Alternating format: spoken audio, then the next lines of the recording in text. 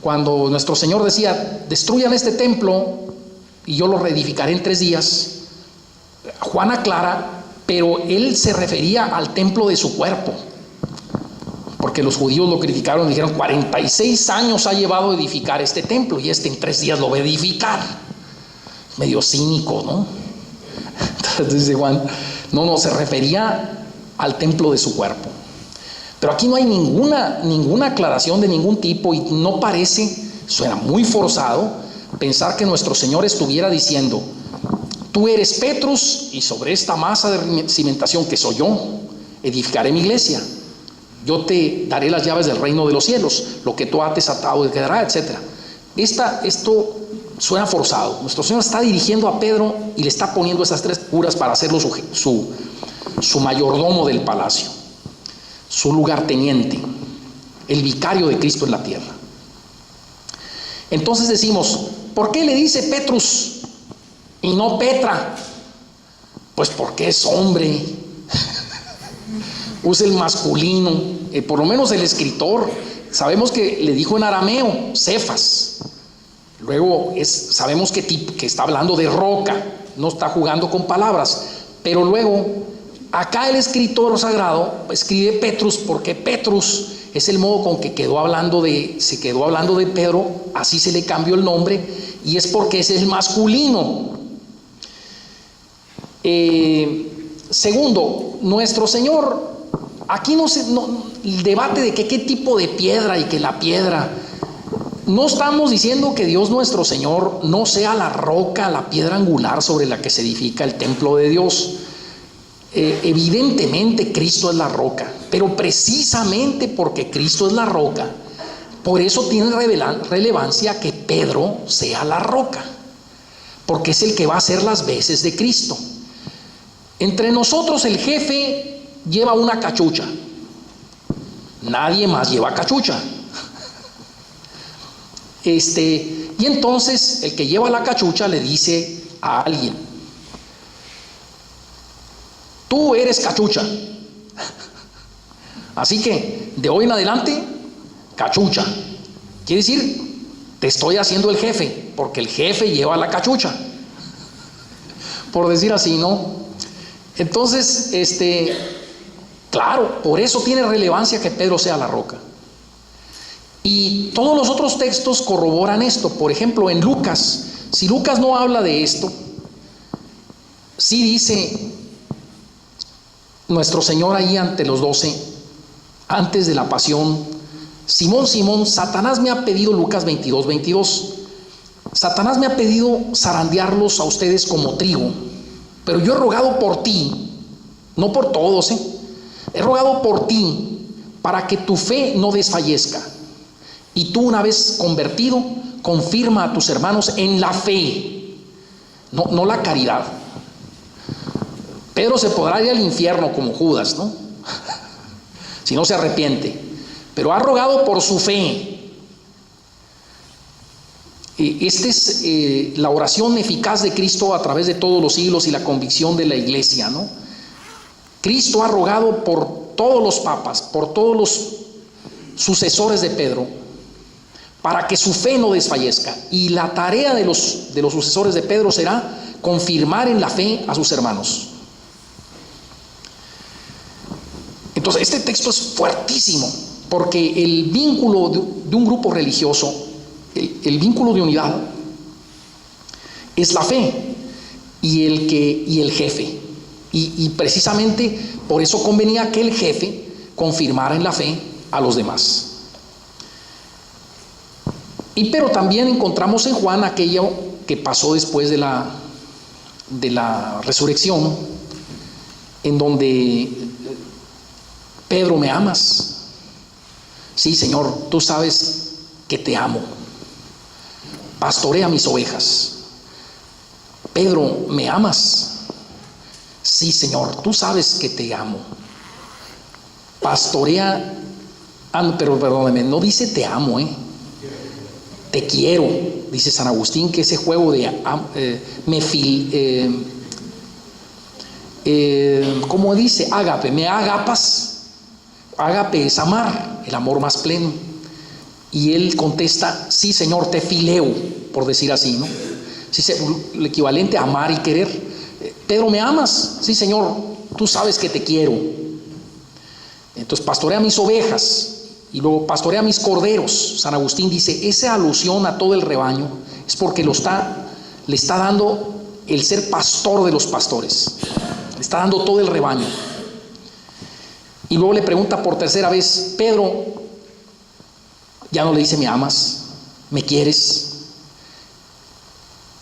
Pedro se entristeció porque le preguntó por tercera vez si lo quería. Se acordó las 3 negaciones, ¿no? Entonces le dijo: Señor, tú lo sabes todo, tú sabes que te quiero, pastorea mis ovejas. Entonces, y luego le dice cómo va a morir mártir. Pero el detalle ahí es que San Agustín comenta, en el siglo IV, lo está haciendo pastor de todo el rebaño. Entonces, tenemos ahí en Lucas, en Juan, en Mateo, y encontramos en toda la Sagrada Escritura alusiones al primado de Pedro. Por ejemplo, en las listas, cuando se habla de los apóstoles, todos ponen en primer lugar a Pedro. Varía un poco Juan y Santiago. A veces Juan está primero, Santiago está después, o al revés, Santiago primero, luego Juan, y Andrés siempre en el cuarto lugar, y al último invariablemente Judas, excepto en la cuarta lista que está en los Hechos de los Apóstoles, en donde ya había muerto y no se menciona. Entonces, con lo que parece ser que había un orden, y San Mateo dice explícitamente: el primero, Simón Pedro, el primero. Entonces, ahí está, pues, esta es otra evidencia, ¿no? Pero todas las intervenciones de Pedro, y luego el que se le haya aparecido entre los apóstoles primero a él, el que Pedro toma la palabra para dirimir en gran medida el concilio allá de Jerusalén. Él dice, se pone de pie. Hay una comparación de lo que hacían los reyes en las reuniones de ese tipo, y entonces se ponían de pie al final y dirimían. Se ha dicho que no fue el único, sino que luego se pararon Pablo y Bernabé y estuvieron dando unos ejemplos de cómo habían visto que el Espíritu Santo era recibido por los paganos, y luego Santiago, el jefe de la iglesia de Jerusalén, se levanta al final y da un resumen. Pero es muy relevante el que Pedro se levante y dirima el detalle allí, en gran medida, del concilio de Jerusalén. El mismo San Pablo dice que para que no corriera en vano fue a ver a Pedro y no vio a nadie más excepto Santiago, y dijo que porque temía correr en vano.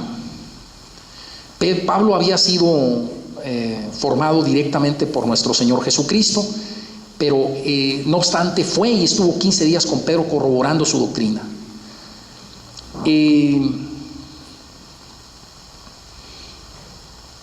Bien, son algunas de las pistas que nos hacen y luego además le dice: yo te daré las llaves del reino de los cielos. En Isaías 22:22 aparece la investidura del mayordomo del palacio, del lugarteniente del rey, y dice: yo pondré la llave de David sobre su hombro.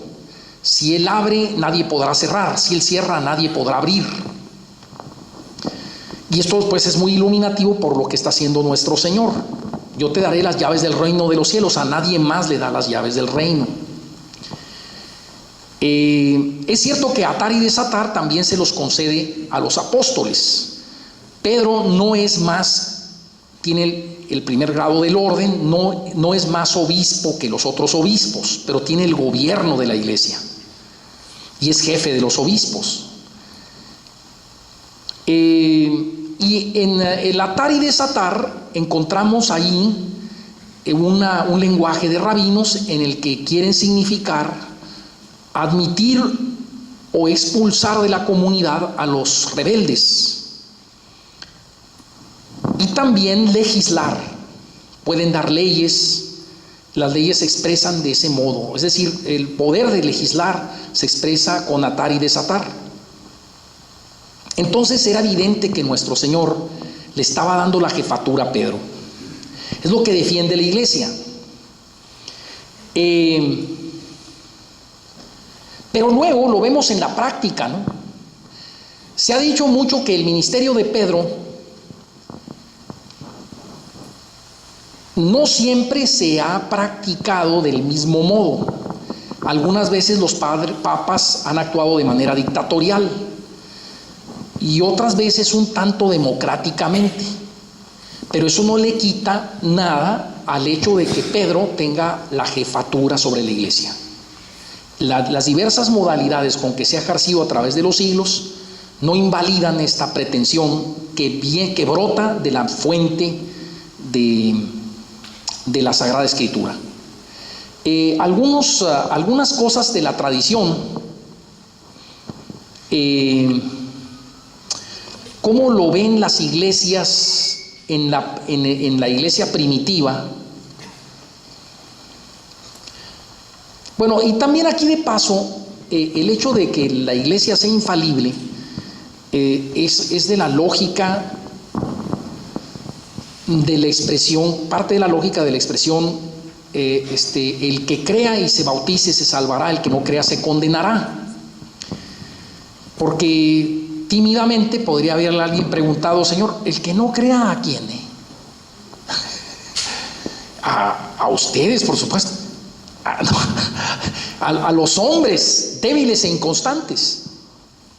Sí, a ustedes, hombres débiles e inconstantes que están en la iglesia, porque yo estaré con ustedes todos los días hasta el fin del mundo.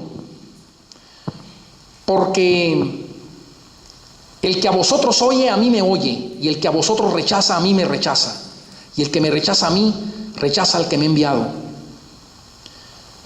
Porque yo voy a rogar para que el jefe los confirme en la fe y nunca la cambie. Porque yo les voy a dar un espíritu, un paráclito, un abogado defensor, un animador, un consolador. No me gusta usar la expresión consolador. Como saben, el paráclito era enviado por el emperador a las huestes de los legionarios cuando estaban en la guerra y los animaba.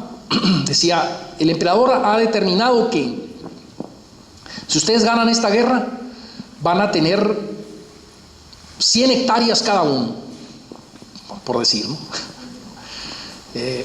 Puede ser 1000 hectáreas cada uno y les va a dar tanto dinero y van a tener estas prerrogativas. Entonces, él animaba al ejército y luego por otra parte intercedía por el ejército ante el emperador. Iba ante el emperador y le decía: pelearon como grandes guerreros y fueron heroicos en la batalla, etcétera, etcétera, ¿no? Entonces él intercedía. Estaban muy cansados y agotados, sin embargo hicieron una gran batalla, perdieron por un accidente, etcétera, etcétera, ¿no? Él intercedía ante el emperador por el ejército y intercedía por el emperador ante el ejército. Por eso me gusta esto de abogado. Gracias, muy amable hermano, te agradezco mucho. Por eso me gusta esto de abogado y el paráclito. Entonces les enviaré un paráclito que estará con ustedes para siempre, espíritu de verdad. La verdad va a estar para siempre en la iglesia. En Ciudad Juárez, en uno de los cerros, tienen unas letras gigantes, han de ser porque se lee muy bien: la Biblia es la verdad. Y yo estaba buscando un espacio para poner enseguida, pero no me alcanzaba. Y la iglesia, columna y fundamento de la verdad, 1 de Timoteo 2:4. Porque la Biblia es la verdad, no hay un texto bíblico. Pero el que diga la iglesia, columna y fundamento de la verdad. Cuando Pablo dijo esto, yo creo que si los protestantes estuvieran ahí, hubieran estado, le hubieran dicho: Padre Pablo, te equivocaste. te equivocaste. La Biblia, no. La iglesia. Dios no mandó un libro, mandó gente. Ustedes son mi carta de presentación, les diré en otra ocasión. Son personas. Es la iglesia la que es columna y fundamento de la verdad. La verdad permanece por la iglesia. ¿Y por qué creo, dice San Agustín, que cuáles son los libros sagrados? Porque la iglesia me lo dice. Entonces la iglesia es la que tiene esta asistencia de Cristo, la asistencia del Espíritu de verdad, es columna y fundamento de la verdad. Pero es una iglesia jerárquica. Y así los obispos tienen el carisma de la verdad, juntos con el Papa. Juntos, unidos entre ellos y al Papa. Y toda la Iglesia universal, unida a sus obispos y al Papa, tienen el carisma de la infalibilidad. Es decir, hablando de doctrina, cuando enseñamos la doctrina de siempre, que se predicó y que se enseña en todo el mundo, en todos los lugares de la tierra, a través de todos los tiempos, esa es la doctrina verdadera. Y no nos equivocamos. Entonces, pues esto brota pues de esta necesidad de que los hombres no cambiemos la doctrina. Por eso el celo enorme que tiene la iglesia sobre la verdad. La verdad y la caridad van unidas. Pero la verdad es primero. Porque no hay caridad auténtica sin verdad.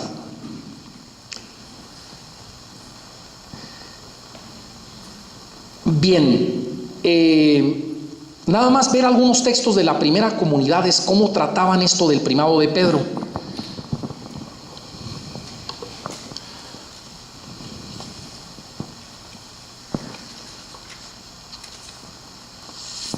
Para tener así, rematar el aspecto, ¿no? Porque, bueno, aquí entramos en un problema, esto que acabo de decir, tiene un problemita. Dicen los que están de fuera, ¿no? Así que ustedes son infalibles. ¿Por qué dicen que son infalibles? Ustedes caen en una petición de principio. Dicen, yo soy infalible, te voy a probar que soy infalible. Como soy infalible, yo te digo que yo soy infalible. Entonces como que, a ver, eso no me prueba. Entonces dicen, bueno, mira, date cuenta. Encuentra una institución que haya estado 20 siglos como la Iglesia Católica, unida en doctrina, unida en moral, unida en gobierno,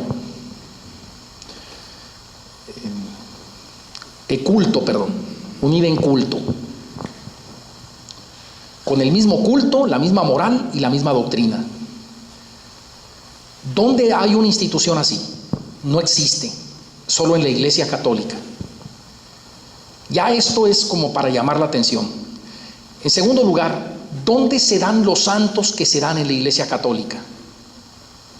Porque en la Iglesia Católica se dan la corrupción de lo óptimo, da lo pésimo.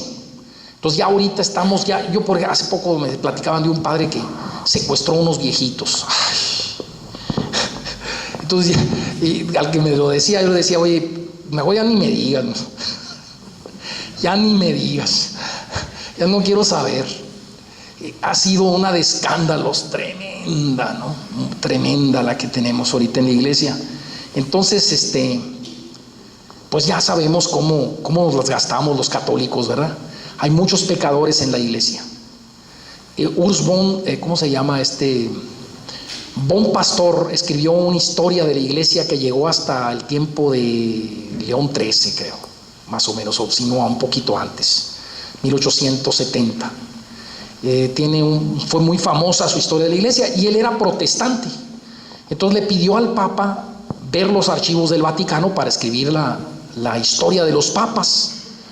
Y el Papa le permitió, sí, cómo no, estudia los archivos. Y entonces concluyó su historia de los papas y se hizo católico. Y decía que se hizo católico porque habiendo papas tan malos en la historia de la iglesia y no habiendo cambiado la iglesia, habiendo habido todo lo que pasó, y no haber cambiado la iglesia es porque es la iglesia de Cristo. Esa fue su conclusión, ¿no?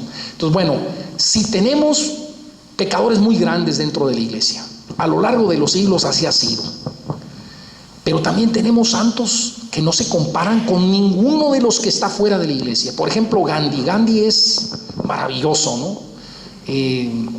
Él toma las ideas del cristianismo para la no violencia, no solo del hinduismo, y decía: me convencen Cristo, pero no me convencen los cristianos. Sin embargo, Gandhi no es santo, es decir, no tiene la altura, la estatura de santidad que tienen nuestros santos. Luther King, protestante, fue un hombre maravilloso también para la reforma de los derechos de los negros en Estados Unidos. Sin embargo, pues está muy lejos de nuestros santos. Santos como la Madre Teresa de Calcuta, como San Vicente Paúl en el siglo XVI, pero como San Juan Bosco, o como el Padre Pío, o como San Martín de Porres o Santa Rosa de Lima. San Martín de Porres tiene cosas muy extraordinarias, ¿no? Muy extraordinarias. Pero no es el único, muchísimos santos tenían cosas extraordinarias. Hay de todo tipo de santos, de todas las edades y de todos los colores y sabores, y con muchas cosas, manifestaciones extraordinarias. Unos resucitaron muertos, y varias veces en su vida. Convirtieron miles de personas, como San Vicente Ferrer en el siglo XIV, miles de musulmanes, tan difíciles de convertir los musulmanes.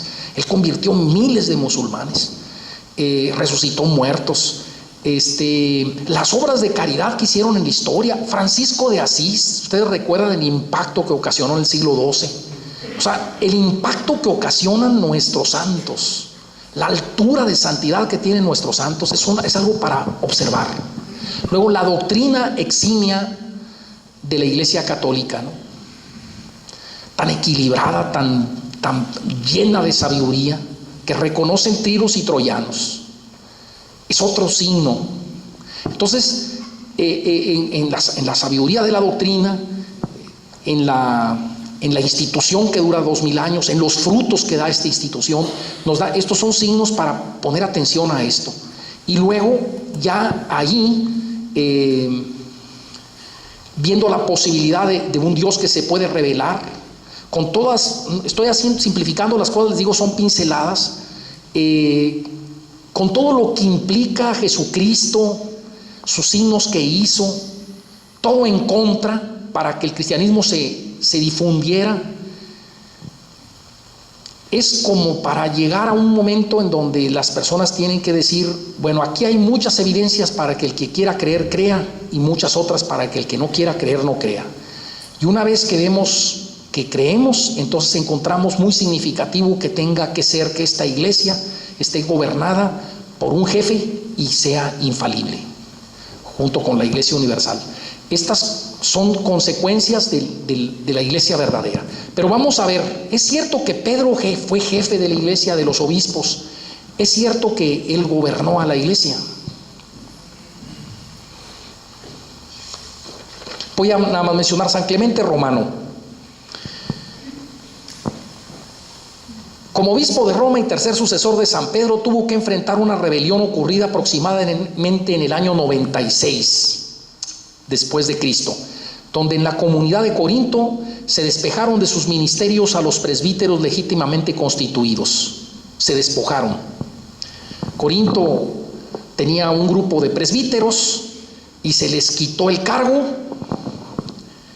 y Clemente envía a nombre de la iglesia de Roma Corinto está en Grecia, es un puerto de Grecia, una carta disciplinaria que acaba con la revuelta y devuelve la paz a dicha comunidad. Algunos fragmentos de la carta, es el año 96, es el tercer sucesor de San Pedro. Dice Clemente Romano: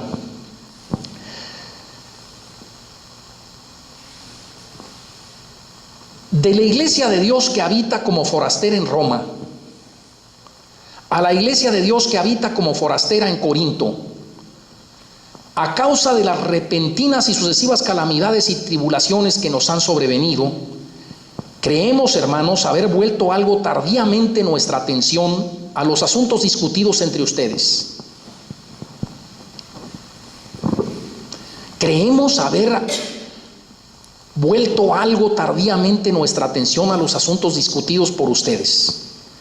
Nos referimos, carísimos, a la sedición, extraña y ajena a los elegidos de Dios, abominable y sacrílega, que unos cuantos sujetos, gentes arrojadas y arrogantes, han encendido hasta punto tal de insensatez que su nombre venerable y celebradísimo y digno del amor de todos los hombres ha venido a ser gravemente ultrajado.